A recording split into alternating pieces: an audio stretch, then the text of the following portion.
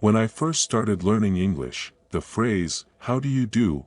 was one of the initial expressions I encountered, but I found it perplexing. The confusion persisted over time, and I never fully grasped its meaning.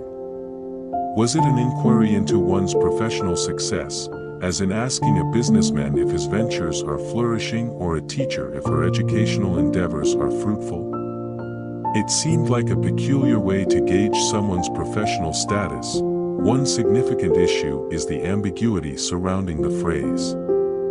The literal interpretation suggests a focus on the correctness and success of one's actions or profession.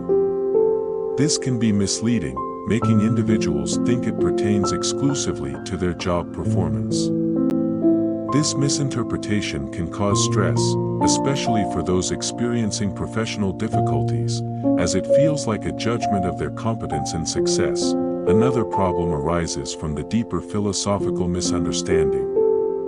The phrase, "How do you do?" actually seeks to understand a person's overall well-being, encompassing physical health, emotional state, perceptions, mental formations, and consciousness.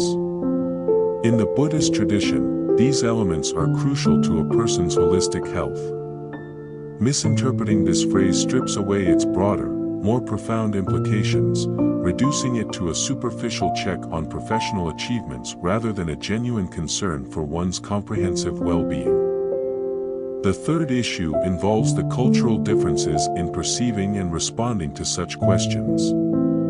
In many cultures, there's a tendency to respond with a simple, "I'm fine," regardless of one's actual state. This automatic response can prevent genuine communication about one's true feelings and health. Consequently, the opportunity to address and share personal struggles is often missed, leaving individuals to cope alone with their stress and suffering. To address these challenges, one innovative solution is to transfer the problem to someone else willing to accept it, thus lightening your burden. This concept aligns with certain Buddhist teachings about sharing and mitigating suffering. For instance, you might find a compassionate listener or a mentor who agrees to hear your struggles and offer support. By verbalizing your challenges, you effectively share your burden, making it easier to handle. Understanding, "How do you do?" in its proper context reveals its true purpose, a sincere inquiry into one's state of being, not just professionally but in all aspects of life. It encourages individuals to reflect on their physical condition, whether their body feels peaceful or stressed. Do they experience tension or pain? This reflection is crucial because a neglected body often leads to broader health issues. Next, the inquiry extends to emotional well-being. Are your feelings predominantly pleasant or painful? Acknowledging emotional states can help in managing negative emotions and fostering positive ones. Perceptions, the third element, significantly influence happiness or suffering.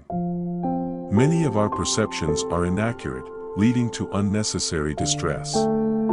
Recognizing and correcting these misperceptions can greatly improve one's quality of life.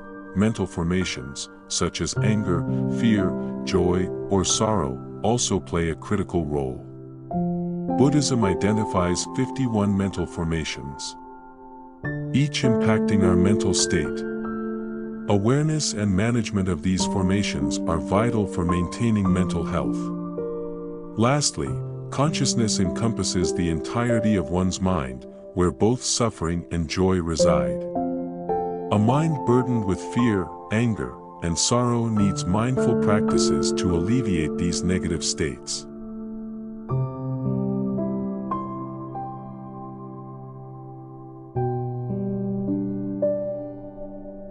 Let them take away your sins, clear your karma, and free your soul. There are people who are ready to help.